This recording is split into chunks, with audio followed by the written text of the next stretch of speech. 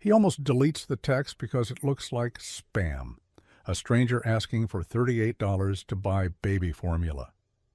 In a glass-walled boardroom where millions move with a tap of his finger, billionaire Adrian Vale finds himself frozen by that small human number, the specificity, the word formula. And before he can stop himself, the man who signs seven-figure checks sends $40 to a name he doesn't know. What begins as a wrong number in the middle of a meeting becomes the first crack in the armor of a life built to never feel too much. He almost ignores the first text because it reads like a scam. The boardroom is glass and white and sharp with the scent of espresso. A dozen executives watch his face for any flicker of approval or doom as numbers glide across the wall. Adrian Vale, founder of Vale Dynamics, keeps his thumb still on the table and his features cooler than the skyline beyond him. But the words on his phone burn a tiny hole through the armor he's been wearing for so long that he sometimes forgets it's there. Hi, it's Lena from 4E. I'm so sorry to ask, but could you spot us $38 for baby formula till Friday? My card got declined, and he hasn't had enough since last night. I'll pay you back the moment I can. The word formula does it. The specificity of $38 does it. The unexplained weight on the pronoun he makes something old and unquiet lift its head inside him. Adrian glances up at the wall of projections, supply chain margins, a graph slicing upward, and hears his COO say, "We can shave 2 points if we move manufacturing out of—" Her voice fades. He rereads. The message isn't honed to trick pity. It's awkward. It's bare. It's the kind of message you send after pacing your kitchen with a baby breathing in hiccups against your shoulder, after trying the card 3 times praying it'll go through just this once, after counting quarters like they might add up to dignity. He types back before he can stop himself. Wrong number, I think. Are you okay? He regrets it as soon as it flies off. Wrong number is a door slamming with a sign that says, "Not my problem." But the 3 dots appear, vanish, return. Sorry. Oh my God, I'm mortified. Please ignore. I thought I texted my neighbor. It's fine, I'll figure it out. Sorry to bother you. He stares at that last line, sorry to bother you, as if it's a sentence from another language he should have learned years ago. He swipes open his banking app beneath the gleam of the boardroom table. Do you have cash links or something similar? I can send you $40. No, I'm not asking you. I mean, just please don't. I'll be okay. I'll water his formula down for now. It's fine. I'm sorry. What do you think, Adrian? The COO prompts, and he looks up to a row of expectant faces. He could tell them about the error margin hiding in line 3. He could tell them how to pull an extra million out of air and habit. Table it, he says, voice steady. Send me revised numbers by 3. The room shifts obediently toward notebooks and exits. He stays seated with his phone, fingers hovering like a diver over a cold river. He asks, "What's your building? I'll send a grocery delivery for you to pick up downstairs." No, really. I can't accept anything from a stranger, and delivery gets stolen from our lobby. It's okay. I'll ask my sis later. $38.17. He types the exact amount, feels ridiculous, presses send. Consider it a mistake in your favor. If you feel strongly, pay me back when you can. A minute. 2. Then, thank you, I mean that. Can you put a note that it's for Lena R? We share an account for rent and I can't explain this to. Actually, forget it. I'll figure it out, sorry. He sends it anyway. A bank transaction is an invisible thing. No packages to steal, no judgment on the sidewalk. His heart knocks harder than it should for a number that small. He imagines a small kitchen lit with a single bulb, a woman whose hands shake as she mixes water and powder, a baby whose mouth searches in blunt insistence. The image is familiar enough to stir a drawer he keeps closed. Another message arrives. You sent it. You really sent it. I'll pay you back Friday. Please don't respond. Thank you. He puts his phone screen down like it's a hot plate. On it rests a life he'll never know, except that now he does. He tries to stand. He can't. He picks up the phone again and types, "Wait. When you said 4E, did you mean Park East Towers?" Nah, 623 Leland. Why? He doesn't know why he's suddenly relieved. Maybe because Park East Towers is one of his holdings. Leland is not. He types, "No reason. Delete this number after today." I'll do the same. For once, he means to let something be. He really does. When the meeting reconvenes, he says little and signs where necessary. He nods, folds paper, speaks in numbers that feel like clothes too precise in their shortcut. He gets in his car with the glass that separates driver from passenger slid down. "Take me to Leland," he says, and Thomas flicks his eyes to the mirror like he's misheard. 623. "Sir?" "Just drive." He tells himself he won't get out. He'll just see the building and fix the electric wiring of his curiosity, along with some old unburned sadness. Leland is a block of beige brick shouldered into a street of pawnshops, a dollar store on the corner with a bent neon open that sputters like a tired argument. Children's chalk drawings bloom along the cracked sidewalk in stubborn color.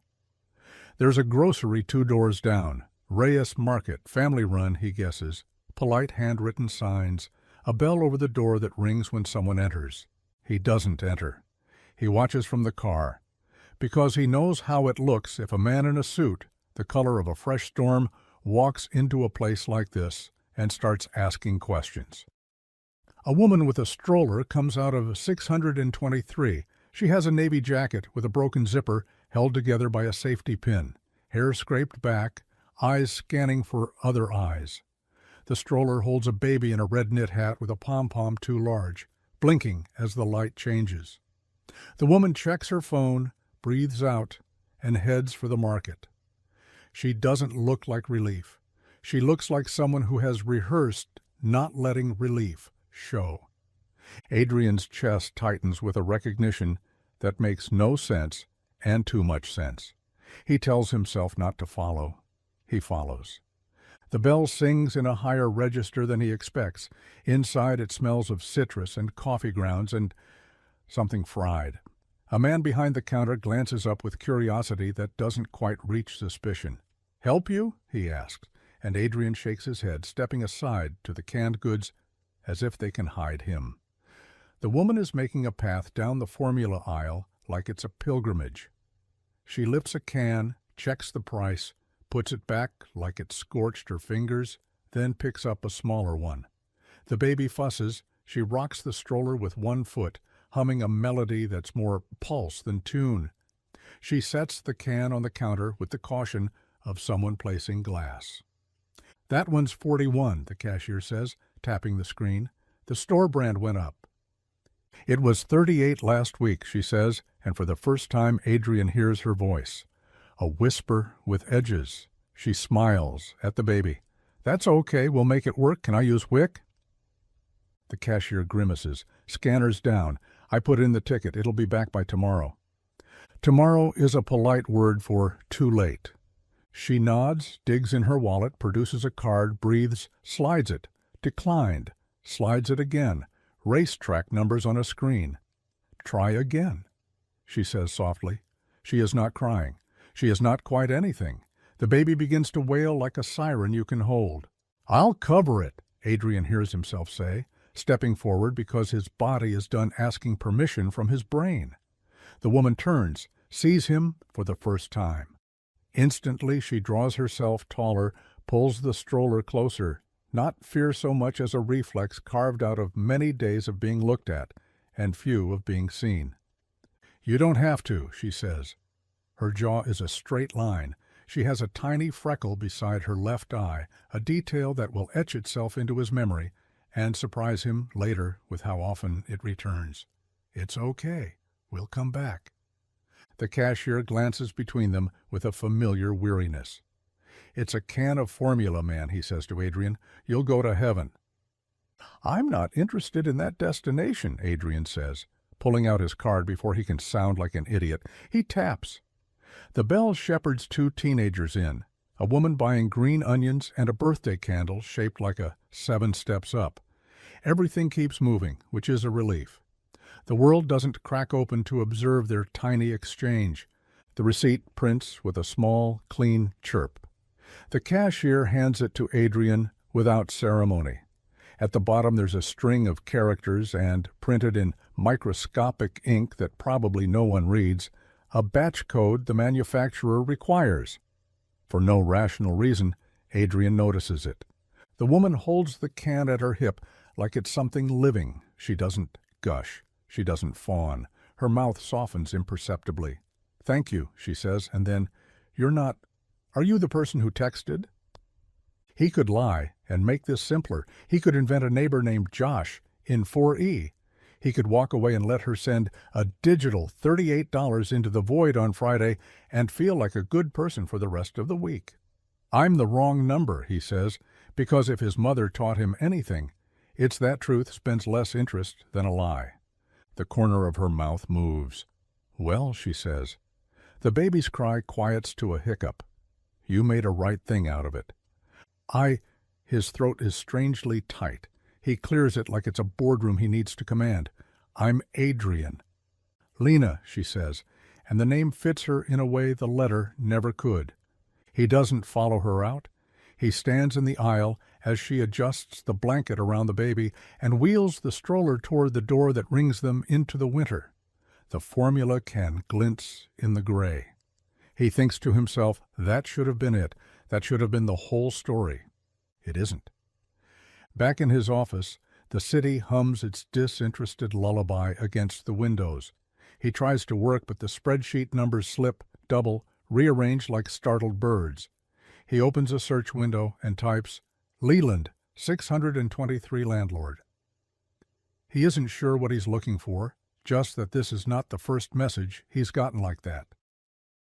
Over the last year, his private number has, by some random glitch or cosmic joke, also belonged to a used car lot, a dentist's office, and apparently a neighbor of Lena's. He's gotten spam, please, a photo of a Christmas tree from a grandmother who punctuated every sentence with a heart. He's ignored most. He didn't ignore this. His assistant, Rhea, knocks and enters with a sheaf of papers. "You look like you've seen a ghost." Not a ghost. He searches for words. A cracked door. She has been with him long enough to read that code. "What do you need?" He tells her to assemble data. Food banks within a 10-block radius, wait times, any notes on wiki outages, Rhea's market inspection reports, the 623 Leland property owner. It feels intrusive, and it is. He wrestles with that a moment, then lets the discomfort sit on the desk between them like a living thing. By 4, Rhea returns. The building is owned by a holding company with a P.O. box and a reputation for deferred repairs. The market scanner really is down. The food bank on Delancey is at capacity and turned people away yesterday. There is a pantry run by a church on Grove that gives formula when they have it. They don't this week. He hears the whir of his own careful machine revving up. "Call the church. I'll send a grant." They'll ask for a form and a board vote and a site visit. "Then I'll buy pallets of formula wholesale and drop them at their door." He hears the arrogance in that and winces. He's not trying to be a man with a cape. He's trying to be a human with hands. "And the holding company?" Rhea asks. "Find me a way to care about them without buying them." She smiles briefly. It punctures the seriousness like a pin through a balloon. "You mean do the good thing without making an empire, sir?" "Exactly." He thinks of texting Lena to ask permission, to say, "I saw you. I'd like to help in a way that doesn't feel like I'm writing your life." He deletes the drafts as fast as he writes them. An hour later, she texts first. "Hi. I don't know if you're busy, but do you know if it's possible to change Zelle names? I promised to pay you back Friday, and the account says Vale Foundation. I don't want to get you in trouble if it's your work." He stares at the name he almost forgot. Years ago, in a moment grander than he felt, he set up a foundation and built a website that looked good on a glossy report. The foundation has done real things. It has also done the thing philanthropies do, turned 100 people's emergencies into a paragraph you can read while drinking coffee. He tells her a half-truth. "It's my personal account through the foundation. Don't worry about it. Friday is fine." "Okay. Thank you again. Just to be clear, I really will pay you back. I'm not that person. He can't help it. What kind of person do you think you are? A long pause. The bubbles appear, vanish. Jenna's mom from 4E, who carried a stroller up 3 flights cause the elevator hasn't worked since October. Who tries not to be late to the night shift, who waters down formula and hates herself for it. Who says no thanks when someone offers a hand cause? If you say yes once, it's easy to forget you used to climb. He forgets to breathe for that entire message. He types and deletes, I know your mother. I know her rent coupons, her thrift store coats, her calf bark cough on winter nights. He types instead, someone once carried me up 3 flights, different city, same gravity, you don't owe me anything. Friday, she replies, a smile hiding in the single word like a child behind a curtain. When Friday comes, she sends $38.17 with a note that makes his chest throb in an uncomfortable, good way. Paid back. Not because you demanded, but because I needed to show myself I could. He tells himself either story would have been enough, the formula or the payback. But then a whisper finds him. The elevator. He knows property managers who can stretch a broken elevator into an entire season. He also knows that 3 flights with a stroller is an economy of shame. His fingers open a chat with Rhea again. I need a legal reason to fix an elevator in a building I don't own. You don't, she says dryly. But you could discreetly hire a repair team and call it a courtesy to the city for inspection training. Do that. He means it to be quiet. He means it to be a small, good thing. But quiet things in buildings like 623 sometimes ring loud. By Tuesday, a crew in orange vests is taking apart the metal doors like a rib cage. By Wednesday, the boxes of formula have arrived at the church under a P.S. Don't Post Me line he wrote in the note. The pantry coordinator, a woman with iron gray hair and a voice like the end of a hymn, texts him a photo anyway with 3 heart emojis and "Thank you, sir," in all caps. He stares at the babies in the photo and tries not to feel good, because if he feels good, he's afraid he'll start doing this for that, like a tiny addiction. By Thursday, he thinks the week has bent back toward its usual orbit. It hasn't. On Friday afternoon, Rhea appears in his doorway again, an expression on her face he knows and dreads. "There's a video," she says. He clicks the link. The angle is bad, the lighting worse. It shows the Reyes market, a woman at self-checkout, a can of formula, a baby fussing. A man off camera says loudly, "You can't take that without paying," and someone else says, "She's stealing." And the video ends with the woman shoving the can back on the belt and turning away, cheeks white, eyes huge. The caption reads, "I'm tired of entitled people stealing from family businesses." 19,000 views. Comments like broken glass. Someone posts the woman's face zoomed in, found her IG piece of work. Someone else replies with an address that's almost right. Someone else says, "Child services should get involved. The baby has a red knit hat." Adrian's hands are fists before he realizes it. The only thing worse than poverty is poverty in public. He texts Lena, "Are you okay?" He expects no answer. He gets one. "That's me." "I didn't steal. The scanner wouldn't read the barcode. I was trying to get an employee. The guy filming yelled, 'Gotcha.' I left without it. I hate the internet. Tell me where you are." "No, I'm okay. I'll ride this out." He knows the rules. You don't chase someone who's been chased. You don't then turn into another man in another suit saying, "Let me fix it." But he also knows the velocity of lies. He calls Rhea, whose voice is already taut. "I've flagged the platform for violation on grounds of doxing," she says. "I'm on hold." "Call Reyes Market," he says. "Ask for the footage that shows what actually happened. Offer to pay for their time." On it. By evening, he has the footage, a corridor of truth, a minute from a second camera. It shows the woman trying the code, searching for help, while the baby works up to a howl, pressing the help button that blinks in polite blue and does nothing. It shows the man with the phone leaning in like a cat who finally sees a bird not behind glass. It shows her putting the can down and pushing the stroller out, chin up. Adrian sends it to the platform. He sends it to the store with a check big enough to matter and a request. Post it with the caption, "She didn't steal. Our scanner failed. We're sorry, Lena." He writes, "Please." The store owner writes back, "We know her. She shops here. She's good people." He posts the video. The first comment is, "My bad, lady." The third is an apology that doesn't know how to pronounce itself and coughs into the palms of its hands. Lena texts late that night. "Thank you.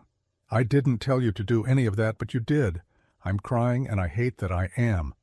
He types, "Let me help you." More than $38, more than a fix that lasts a news cycle. He waits a full minute with the cursor blinking like a slow heartbeat. Then he writes, "Can we meet?" "Somewhere you choose, I have something to ask." She says, "There's a coffee shop on Grove that doesn't cut the Wi-Fi if you sit too long. Sunday." 2. He doesn't sleep well. Saturday. In the past, that would have meant scrolling economic forecasts until his brain collapsed. Now it means he sees a baby's red hat floating on the surface of a rough sea, while a grocery receipt becomes a life raft that keeps slipping out of reach. He gets up early Sunday and walks the city like a penitent. The coffee shop is all wood and brick, and a chalkboard menu with swoops in the lettering. He arrives first and sits with his back to the wall. When Lena arrives, she's wearing the same navy jacket and a calm he doesn't trust. The baby, Noah, he'll learn, sleeps in the stroller with one hand flung up like a tiny emperor. "I know who you are," she says, before he can speak. "I Googled your name after I paid you back." There's no accusation in her tone, just a fact laid on the table. "Then, you know, this is unusual," he says with a small, helpless laugh. "For me, too." She looks at him like she is measuring not his worth, but his sincerity. "What do you want, Mr. Vale?" It's an honest question. He decides he owes her an honest answer. "To ask if you'd help me design something," he says. "I want to set up a micro-grant program for parents who don't qualify for immediate assistance or get caught in red tape. No applications that ask for your soul in triplicate. Just a number you text when it's midnight and your kid has a fever and your wallet is a desert. I can build the infrastructure. I don't know how to make it useful without making it cruel. I thought you might." She blinks, her mouth opens slightly. "You want me," she says slowly, "to help you give away money to people like me?" "I want you," he says, "to make sure I don't screw it up." She laughs then, an actual laugh that cracks the air between them. "What makes you think I know how to build a program? I'm a night shift sorter at a warehouse. I'm late because sometimes I fall asleep on the bus and ride to the end and back." "I can teach the mechanics," he says. "I can pay a living wage. I can set hours that work around a nap schedule. I cannot, however, have the experience of watering down formula and hating yourself for it. I don't want to be the man who thinks he can keep people's dignity and take it in the same motion." She's quiet. Behind her, a barista wipes the counter in circles like a ritual. A man in a worn coat draws swans on a newspaper with a blunt pencil, his head bent over them with the kind of love that makes you forgive anything. Lena says, "I'll think about it. Please do." "I have conditions," she adds. "Of course." First, no photo ops of people holding checks while their shame is right there on their faces. Agreed. Second, the amounts are small, and the nature of small amounts is that people will judge. I want the right to anonymize and to block any jerk who tries to turn a lifeline into a moral test. "Yours," he says. Third, this doesn't become my whole identity. I'm more than the woman who needed $38. He nods. "Fourth?" he prompts gently when she doesn't continue. She smiles a little. "Fourth, you don't assume we're friends. You leave room for this to be a partnership and for me to still keep you at a distance if that's what keeps me okay." "That," he says with a small bow of his head, "is my favorite condition." She chuckles. "You're weird." She looks down at Noah, at his tiny forehead folded in sleep, and her face softens. "I'll do it, Mr. Vale. I'll help you, but I won't let you make this about you." "I am not the story," he says. "Good," she replies, "because I already have one." They start small because small is the only way this kind of thing doesn't grow teeth. A number that people can text, staffed by Lena and two other parents she brings in. People who know what it costs to ask. A fund nicknamed the 38 pot because of the first transfer. No applications beyond a few quick questions to prevent a bot from slurping up resources. What's the need? How much? When? Are you safe? Do you need a call? The first week, 12 requests. The second, 40.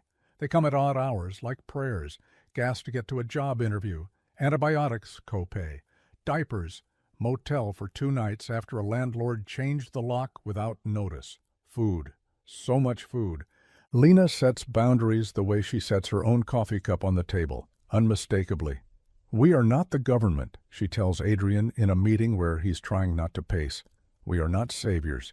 We are a bridge over a 30-foot gap someone dug and forgot to put a sign up for. Bridges don't demand essays. They hold weight. He learns to listen. He learns to accept that sometimes someone takes $50 and disappears and doesn't say thank you. And that, too, is a kind of sacred. He learns that his brilliance with numbers cannot measure hunger soothed at 2 a.m. He learns that the best thing he can sometimes do is send a thumbs up and nothing else when a mother texted, "Got it, thank you. My son is asleep." But the world does not let quiet good go unrumored forever. One day, a blogger with a smile too white and a heart that has learned to feed on story finds them. Micro-billionaire hands out money in texts, the headline says. Beneath it, a photo of Adrian in a tux at a gala one year that he watched the speeches on his phone. The comments are kinder than he expects, crueler than he can rationally absorb. Someone finds Lena's name and speculates on her role. Someone guesses at a romance because people like to paste love over anything that looks like tenderness. The romance isn't the story. The story is that the holding company finally notices the elevator repair that Adrian tried to bill as training. They send a nasty letter to the city. He gets a call from a council member who wants a breakfast. He hates breakfast meetings, but accepts. On the same day, Lena gets a notice tucked under her door. A court summons. Rent arrears, it says, though she is not enquête in arrears. The holding company is evicting the entire floor for renovations, a euphemism for someone richer is going to stand where your child learned to walk. She texts a photo of the paper to Adrian with no commentary. He writes back without thinking, "My legal team." She writes, "My pride." He replies, "Both can ride to court in the same car." She doesn't answer. He feels the desire to break something with a clarity that startles him. The courtroom is beige, like waiting. Lena stands in a dress that looks like she bought it with a coupon. She holds her documents, her pay stubs, her baby's daycare receipts, her breath. The attorney for the holding company is young in that dangerous way. That means he hasn't yet learned how to be kind. He says words like non-compliant, as if they're a kind of cologne he wears to feel larger. He doesn't look at Lena's face. He looks at the clock. He says, "We have a right to improve our property." He says, "She can move somewhere more appropriate." He does not say where that is in a city that eats apartments like candy. Adrian sits on the wooden bench a few rows back, wearing a suit that wants to take up space. His attorney, Sophia, who could slice a man with a comma, leans forward and murmurs with gentle ferocity. "We're not letting them push this through," she says. The statute requires relocation assistance if they're doing renovations of this scope. They didn't file the proper notice. Their elevator was in violation for months. We have the city's own reports and—" She flashes a smile that's all teeth. "We have their social media where they posted about raising rents after we get the undesirables out." The judge has seen 1,000 versions of this. He rubs his eyes like a man who would like a sandwich he knows he won't eat till 4. "Counselor," he says to the holding company's lawyer, "is there a reason you didn't file the required relocation documentation?" The young man stammers, We're in the process of—" "You either did or you didn't," the judge says, a line he's delivered so many times it has lost flavor. Come back when you've done what the law requires. In the hallway, Lena leans against the wall like it's holding her up because it is. She whispers to Noah and kisses his curls, and then, after a minute, she lifts her head and finds Adrian. "I didn't ask for your help," she says. "I know. I didn't want to owe you. I don't want you to." She studies him a full 3 seconds, and he lets her. Then she lifts a hand to wipe something from her cheek. "I don't know what to do with people who don't want something from me," she says, half laughing, half crying. "It's confusing." "Let it be," he says. "We can be confused together." They aren't friends, not exactly. The boundary she set is a line he treats as if it's electric. But one evening, late, she texts him a photo of Noah biting into a banana with his first tooth finally through, both of them grinning, and he looks at it until he feels something inside that has been tight since he was 6, loosened by a millimeter. He tells her, clumsily, and then better, about the boy he was tucked into a sleeping bag on a church basement floor, with his mother telling him stories about what she'd cook when she had a kitchen again. He tells her about the day a stranger gave them a voucher for a motel room and how he slept with his shoes on because his body didn't know rest could be safe. He tells her his mother died 5 years ago, not old, not ready, and that he still calls her number sometimes to hear the recording. He doesn't tell many people that, maybe no one. He tells it to Lena because he thinks she might hold it and not make it about the wrong thing.